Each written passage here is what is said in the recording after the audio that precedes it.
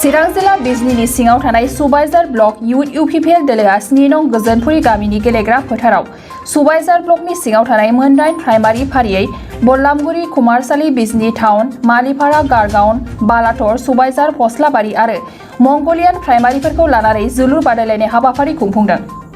गेलेनायाव आखा-फाखा गोरों गेलेगिरिफोरा बे थाखोनिफ्राय गोजौ थाखोसिम सौहैनानै खाबु मोननो हायो। लोगोसे गेलेनाय आयदायावबो आथिखालनि लाइमोनफोरा जाहाथे आगानसे आवगायलांनो हायो बेनि थाखायनो बिटिआरनि मोनफ्रोमबो जिल्लायाव इउपिपिएल दोलोआ बे हाबाफारिखौ लानाय जादों।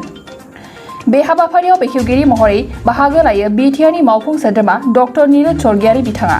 लोगोसे बाहागो लाबावो बिटिआरनि इएम धनन्जय बसुमतारी, बिजनी जिल्ला इउपिपिएलनि आफादगिरि फनिन बर' आरो इउपिपिएल हान्जानि गोबां दैदेनगिरिफोरा।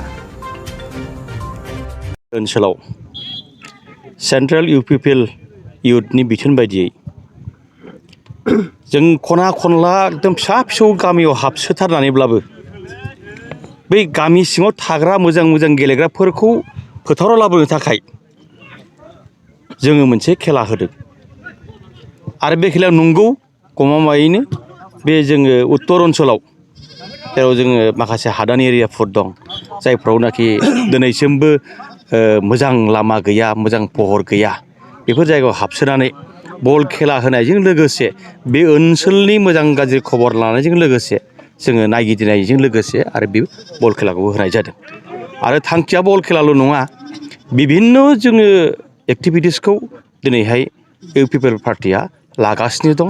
बेजों लोगोसे दहाय जों बुंखादों जे माखासे इउथफोर दं जायफोर माने गोग्लैसोनानै दं, खामानि मावाखै, खामानि रोङा, फरायदोंमोन, फरायनायाबो हाबदान जाबाय, बिसोरखौ बोरैहाय आखाइनि हाबायाव जौगाहोनो हायो, स्किल डेभेलपमेन्ट खालामनो हायो, गुबुन गुबुन लामा खिन्थिनो हायो, बेनि दिगाव दिनैहाय सेन्ट्रेल इउपिपिएल मानगोनां आफादगिरि प्रमद बर' बिथांनि बिथोन बायदियै जों दिनै बिजनी जिल्ला इउथ इउपिपिएलआबो बे खना खनला जायगायाव हाबनानै खेला होनायजों लोगोसे बे जायगायाव सोंदिंगासिनो, खबर लादिंगासिनो दं। नोंथाङा सरखारि साख्रि नागिरदोंना?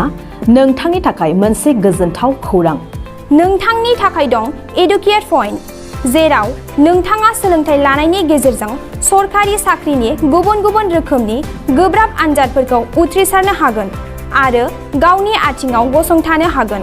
बे एडुकेट पइन्टआव नोंथांमोना SSC, bank PO, bank clerk, bank SO, UPSC, FSC, defence, railway, state insurance, AAO, ADO एसिस्टेन्टजों लोगोसे स्टेट लेभेल जब आरो माखासे सरखारि साख्रिनि आनजादाव गोनांथि जानाय आयदाफोराव सोलोंथाइ लानो हागोन। मख'नो गोनांदि बे सोलोंसालियाव साख्रिनिल' नङा, बेयाव एमबिए आरो सैनिक स्कुल बायदियाव एडमिसननि थाखाय एन्ट्रेन्स होनो थाखायबो सोलोंथाइ लानो हागोन। बे सोलोंसालियाव गाहाम थाखो खथानि सुबिदा दं आरो सम मथे नोंथांनि सोलोंथाइखौ बे सोलोंसालियाव होनाय जागोन।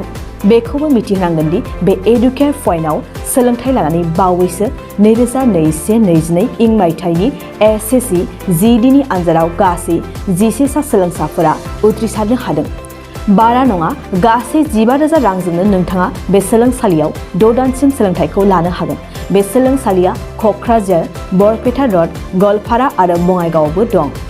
क'क्राझाराव सोलोंथाइ लानो गोसो गुदुं जानाय सुबुंफोरा 70020263133 9101536360 70020263133 9101536360